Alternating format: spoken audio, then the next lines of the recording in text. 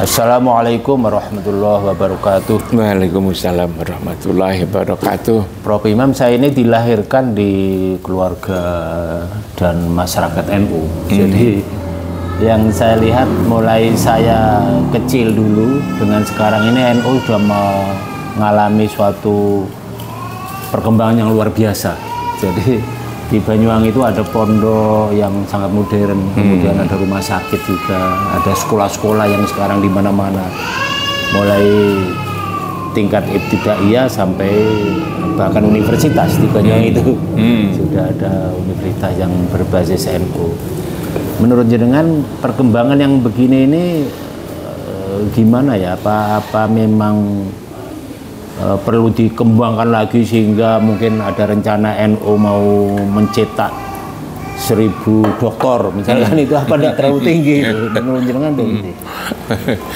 Assalamualaikum warahmatullahi wabarakatuh. Waalaikumsalam. Kalau Mas Habib menyebut bahwa NU itu akan mencetak 1000 doktor, itu sesungguhnya kurang, Mas Habib. Oh, dan sekarang ini sudah diraih sebetulnya, hanya belum diinventarisasi gitu kan. Coba pimpinan-pimpinan dosen-dosen guru besar di perguruan tinggi Islam, misalnya katakan perguruan tinggi Islam negeri gitu kan, itu kalau ditanya kan umumnya mereka itu NU. Itu sebetulnya logikanya gampang sekali. Kenapa kok kebanyakan NU? Karena memang mayoritas umat Islam itu kan sesungguhnya kan penganut NU sebetulnya.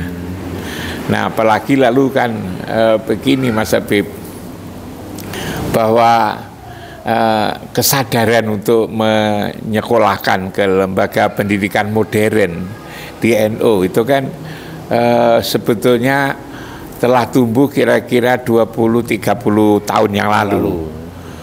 Nah, anak-anaknya para kiai, kalau dulu kan sekolahkan pondok. Sekarang. Tapi kemudian pada saya katakan 25 tahun yang lalu itu kan sudah mulai disekolahkan ke universitas-universitas. Yang jadi dokter. Nah, mereka kan lalu kemudian menjadi dokter, menjadi ahli ekonomi, dokter di bidang sosial politik, lalu kemudian pemerintahan dan lain-lain. Nah, lah mereka itulah. Lalu kemudian juga otomatis karena nyekolahkan 20, 25, 30 tahun yang lalu, sekarang sudah pada doktor. Sekarang itu lalu sudah pada doktor dan sekarang sudah pada menempati posisi-posisi penting. Baik misalnya di politik, di pemerintahan, lalu kemudian juga di di dunia pendidikan ini. Inilah yang saya katakan kalau Mas Habib mengatakan bahwa NU akan mencetak 1000 dokter. Nah, sekarang mungkin sudah lebih daripada 1000. Karena itu angkanya jangan 1000. Mungkin 10.000 atau 15.000, 20.000 itu sekarang ini. Nah, itu kalau kita lihat, dan itu sebetulnya merata. Kalau dulu kan misalnya kan putra-putra kiai kan jadi di pesantren, lalu kemudian menjadi kiai kan, meneruskan perjuangan orang tuanya, kiainya ya, abahnya. Tapi lalu ketika mereka menyekolahkan sekolah umum kan, menjadi doktor ya, tradisi keilmuannya, agamanya masih tetap bagus kan, itu putranya kiai kan, betapapun kan sejak kecil kan diajari ngaji. Lalu kemudian ditambah dengan gelar-gelar akademik karena sekolahnya di umum itu.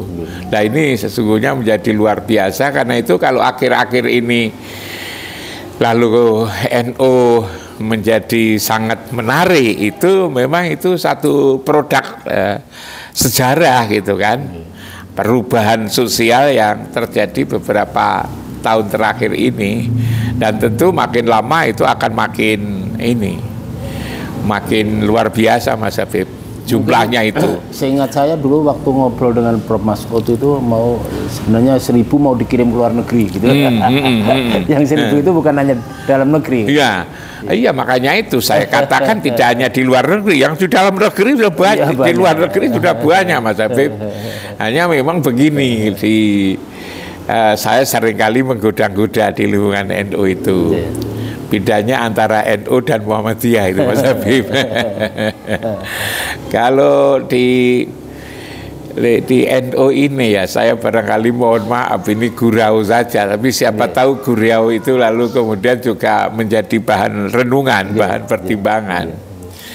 Di NU itu sesungguhnya budaya berkumpul itu kan pinter banget Mas Habib. Jadi kalau mengumpulkan orang gitu kan, paling pinter. Tidak perlu ada undangan ya, tidak perlu lalu harus ada panitia. Yang penting pokoknya kita kumpul. Nanti akan berkumpul Mas Habib. Dan kumpul itu mereka juga kalau perlu ya urunan. Kalau zaman dulu, zaman saya kan di kampung kan bawa nasi sendiri kan itu kan, bawa kue sendiri. Rupanya tradisi ini juga masih, karena itu kalau mengumpulkan orang NU sangat mudah. Nah itu hanya memang di NU itu kesulitannya itu berbaris. Jadi pinter berkumpul itu kan, tapi nggak bisa berbaris. Tapi nggak bisa berbaris. Nah itu beda dengan di Muhammadiyah. Ya Mas Habib kan lama ya di Muhammadiyah. Di Muhammadiyah itu kumpulnya susah. Harus buat surat undangan, mengantarkan, lalu tempatnya di mana, panitianya siapa, biayanya itu kan itu susah. Lalu pinter berbaris. Muhammadiyah itu susah kumpul tapi bisa berbaris. Di NU ini pinter kumpul tapi susah berbaris. Saya katakan susah itu coba nanti kalau mau pemilihan apa gitu, bupati, wali kota gitu kan, semua kan kepingin nomor 1 Mas Habib. Itu kan. Nah satu contoh konkret misalnya di Jawa Timur dulu itu kan, calonnya hanya 2. Semua kan NU. Yang satu Ibu Khofifah, yang satu itu Gus Ipul.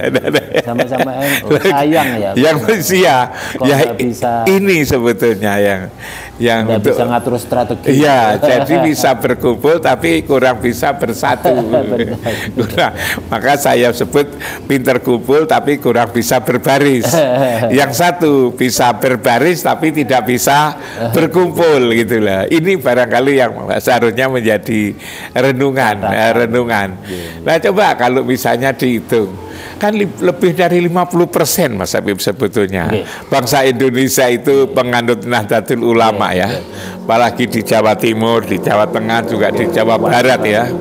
Macam-macam itu. Kalau hanya kepingin menjadi presiden atau wakil presiden kan mudah sekali sebetulnya. Mudah sekali oleh NU itu. Itu yang disebut oleh siapa ya? Sahabat Nabi bilang seperti buih. Jadi kalau misalnya ingin berpikir bahwa NU harus berkuasa itu kan mudah sekali sebetulnya itu di NU ini. Hanya problemnya itu tidak bisa baris itu kan. Coba kan 50% lebih kan. Sekarang mulai dicari itu tokoh NU yang bikin cawapres. Dicari betul itu. Tapi lalu siapa gitu kan? Mereka sendiri kan juga tidak tahu siapa orangnya kan begitu. Itu yang saya sebut. Nanti berantem sama temannya sendiri. Bisa jadi. Itu yang saya sebut pinter berkumpul tapi tidak bisa berbaris. Yang satu bisa berbaris tapi tidak bisa berkumpul gitu kan.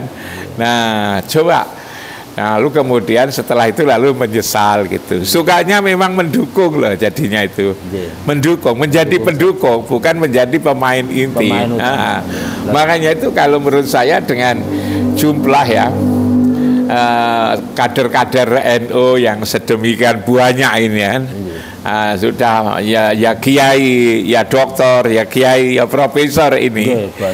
Ini kalau apa namanya kepingin meraih posisi-posisi penting di dalam politik sekarang ini sebetulnya sudah waktunya sebenarnya. Karena itu lalu kalau NU itu lalu bisa merumuskan ini itu kan, berpikir ya bahwa NU agar bisa apa namanya ya jadi orang kaya, ya jadi orang pinter, tapi juga jadi orang yang berkuasa. Jadi kalau NU itu targetnya ya jadi orang pinter, jadi orang kaya, tapi juga menjadi orang berkuasa. 3 hal inilah itu menurut saya nanti NU tidak saja menjadi berpengaruh di Indonesia, tapi juga menjadi berpengaruh di berbagai belahan dunia dengan modal dasar sumber daya manusia yang sudah diraih seperti sekarang ini. Hanya maka yang saya katakan Mas Habib, bagaimana agar pinter baris, pinter berkumpul, dan juga pinter berbaris. Partainya aja ada beberapa ya, hanya satu. Dulu ada PKB itu kan Mas Habib, tapi sekarang kan juga masih tarik menarik seperti ini gitu kan.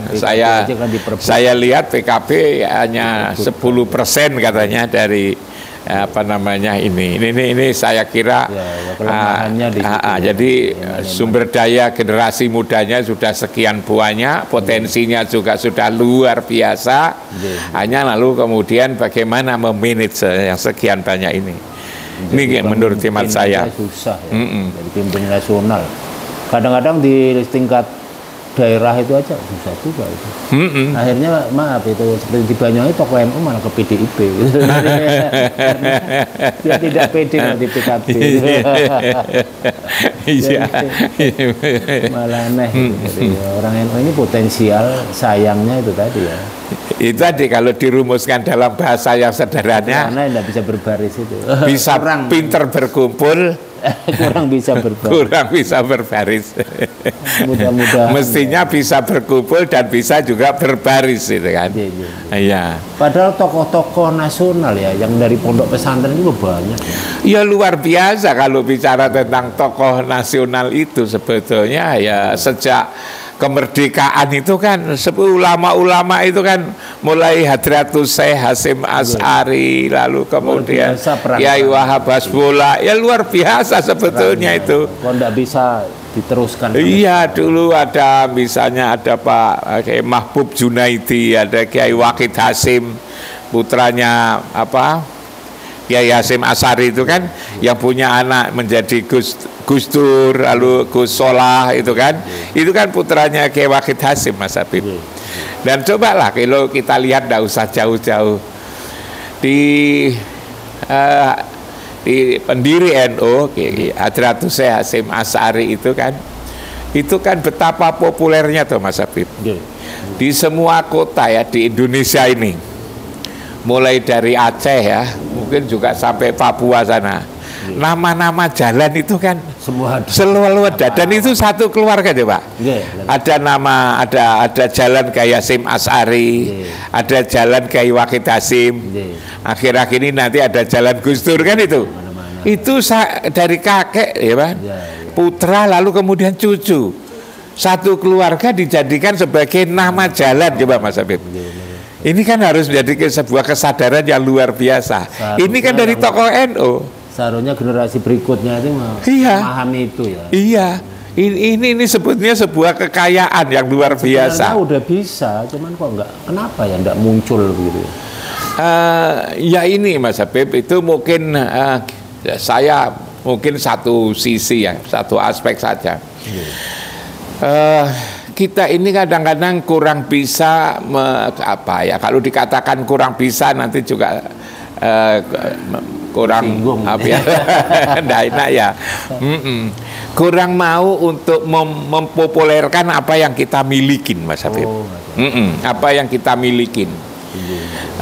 Kalau saya lihat itu Mas Habib, seperti misalnya Hadratus Syekh Hasyim Asy'ari, itu kan tokoh yang sangat populer, dan beliau tidak saja membangun masyarakat ya, sebagaimana kiai-kiai yang pada umumnya, beliau itu juga nulis kitab-kitab Mas Habib.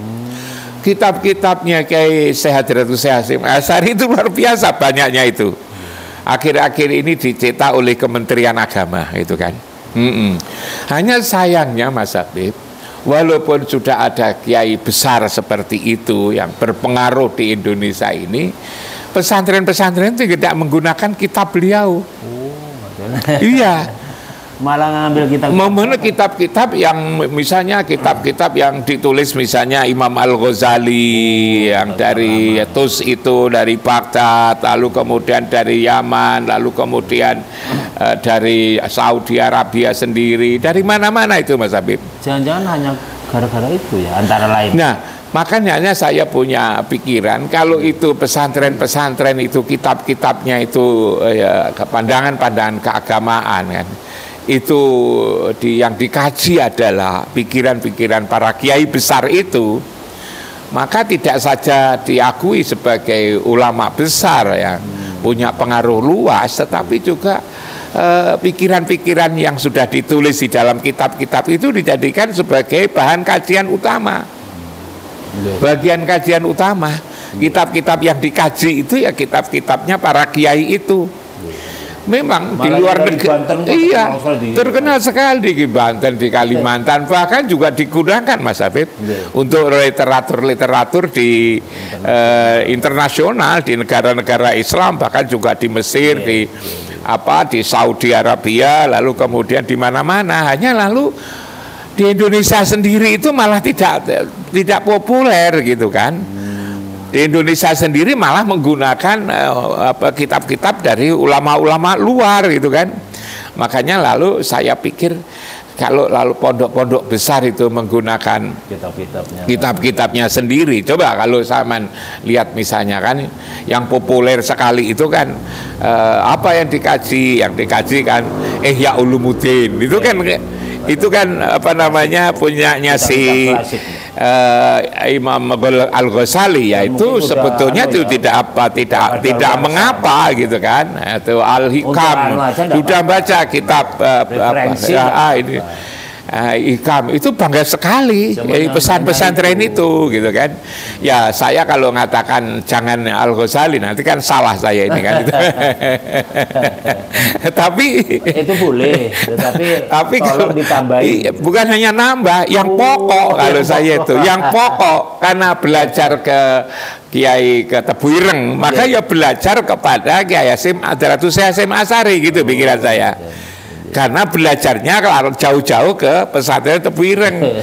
Kok setelah di situ lalu kemudian belajar kitab-kitab jadi mana-mana itu. Nah ini kan ini ada apa namanya ya? Kalau saya katakan kalau ada orang mahasiswa belajar ke saya ya Mas Habib ya, saya sebagai dosen gitu kan. Kalau saya tak suruh untuk belajari baca buku saya dulu. Saya kalau disuruh menerangkan kitab orang lain, aku bukunya orang lain, aku juga tidak mau, tak bilang gitu kan. Ya silakan baca sendiri, tapi jangan disuruh menerangkan saya, tak bilang gitu kalau saya. Sehingga ketika belajar ke saya, ya belajar pikiran-pikiran saya. Kalau lalu kemudian ke saya suruh menerangkan profesor mana, saya mengatakan ini unggul, ya enggak, yang unggul ya saya, tak bilang. Iya kan? Yang unggul ya saya. Dan saya kira juga tidak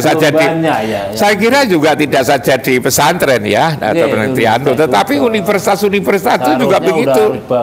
Kalau misalnya belajar ke UIN Malang gitu kan, iya belajar ke pandangan-pandangan, pikiran-pikiran guru besar UIN Malang. Kalau misalnya pergi belajar Brawijaya ya belajar pandangan-pandangan, pikiran-pikiran, hasil penelitian dosen-dosen guru besar Brawijaya. Begitu juga Erlangga, begitu juga ETS. Nah itu seperti itu. Nah, lihat kita kok masih bangga sekali lalu kemudian belajar ke perguruan tinggi di Indonesia, lalu kemudian nujuk literaturnya orang Amerika, orang Australia, Nah kita ini jadi apa disuruh menjadi juru penerang, tukang menjelaskan dari karangan orang lain. Ya enggak, kalau saya ya ngajak untuk belajar ke saya ya pelajari pikiran-pikiran saya, buku-buku yang saya tulis kan itu. Saya disuruh untuk menerangkan tulisan Mas Habib saja saya tidak mau.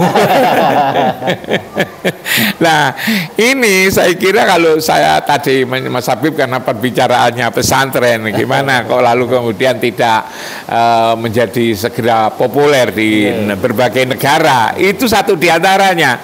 Tapi lalu kemudian juga mengingatkan kita tidak saja dunia pesantren, ternyata kampus-kampus juga lebih bangga literaturnya tetangga daripada literatur yang dibuat oleh dosennya sendiri. Itu kan itu menurut hemat saya Mas Habib. Jadi ini ada jadi sebetulnya NU menurut saya generasi muda luar biasa Mas Habib itu semangatnya ya temannya Mas Habib itu yang dari Banyuwangi kemarin, coba kok mau naik sepeda motor 10 jam ke sini hanya lalu ingin mendapatkan pikiran-pikiran saya, pandangan saya gitu kan. Lalu kemudian kalau mereka pulang lalu di rumah sana tidak ceritakan saya tapi ceritakan yang lain kan rugi. Iya. Lah saya juga tahu Mas Habib kan, kita belajar itu sebetulnya akan lebih jelas itu Mas Habib kalau yang menulis itu juga kita kenalin gitu loh. Jadi misalnya belajar tentang saya terkait dia pendidikan kan menjadi lebih jelas kalau selain apa yang saya omongkan, apa yang saya tulis juga apa yang saya lakukan. Apa yang saya lakukan, bagaimana apa yang saya lakukan dalam mengembangkan ketika saya mimpin misalnya di UIN Malang, lalu kemudian juga di mana-mana itu kan. Begitu juga ulama-ulama ini. Kalau orang satu contoh santri-santri dari berbagai daerah lalu pergi ke Tebu Ireng ya mengkaji ya kitabnya Hadratus Syekh Hasyim Asy'ari yang jumlahnya banyak itu dan keluarga itu sudah nyata-nyata ya dari sisi pikirannya, pandangan-pandangannya, apa yang dilakukan termasuk kitab-kitab yang ditulis oleh beliau. Dan dari sisi apa yang telah dilakukan ya coba di Indonesia ini Mas Habib kita renungkan kok iya toh nama jalan mulai dari Aceh sama dari kota-kota itu mesti ada jalan Kiai Haji Hasyim Asy'ari, ada jalan Kiai Waqid Hasyim. Di Malang kan ada Mas Habib ya. Ada jalan Kiai Hasyim Asy'ari kan ada. Jalan Kiai Waqid Hasyim kan ada. Nanti jalan Gus Dur barangkali kan berarti kan kakeknya lalu kemudian putranya lalu kemudian cucunya. Di mana ada kayak gitu kebesaran yang luar biasa itu. Sekali sampai di Australia di mana-mana itu terkenal sekali jadi tentang demokrasi. Iya, demokrasi. Tentang agama, kesetaraan, luar biasa. Multikultural. Perbedaan bukan agama. Hanya dia berfilsafat atau berpikir, tapi juga untuk melakukan itu. Luar biasa di situ. Berani-beraninya juga mengaktifkan kembali peringatan Imlek gitu yang dulu dilarang. Dan sampai sekarang Mas Habib hal yang sangat menarik menurut saya itu coba yang ziarah ke Gus Dur itu kan sudah banyak dan anehnya itu Mas Habib sekarang itu tidak saja dari orang Islam loh. Iya, dari Kristen, dari Hindu, dari Buddha, dari itu ziarah kubur ke tempat itu. Makamnya itu seperti melebihi makam wali, ramainya itu. Jadi Gus Dur dalam usaha merukunkan tidak saja ketika masih hidup, betul. tapi sudah meninggal pun sudah menjadikan orang rukun. Seharusnya ya seperti itu ya Pak, orang generasi muda NU ini harus bergerak begitu supaya ada semangat untuk menjadi pemimpin nasional. Kok angel golek. Sebetulnya tidak angel, hanya lalu percaya atau enggak. Iya, kadang percaya diri mungkin. Iya Bu, jadi gini loh, orang itu kan kalau orang itu belum berpengalaman, orang itu lalu kan tidak dipercaya tuh Mas Habib itu kan. Nanti baru tahu itu kalau sudah pengalaman. Lah kalau sudah begitu kapan orang pengalamannya di mana? Makanya ya kalau kita lihat itu ada potensi ya orang itulah kemudian kita beri kepercayaan. Nah itu baru lalu kemudian ketahuan bahwa dia memang seorang yang mampu kan itu kan. Saya kira itu Mas Habib. Sangat Prof Imam. Ini penting sekali untuk jamaah kita ini supaya ada semangat yang luar biasa. Sehingga setiap pemilu tidak hanya dijadikan pemilih gitu. Saya lihat jadikan pemilih kemudian dijadikan tokoh figur yang cawapres harus didukung oleh NU, insya Allah menang, nggak enak rasanya. Kenapa nggak capresnya? Saya kira itu. Terima kasih banyak. Mudah-mudahan ada pencerahan dan mudah-mudahan pemilu tahun 5 tahun lagi itu sudah beda. Gitu. Assalamualaikum warahmatullahi wabarakatuh. Waalaikumsalam.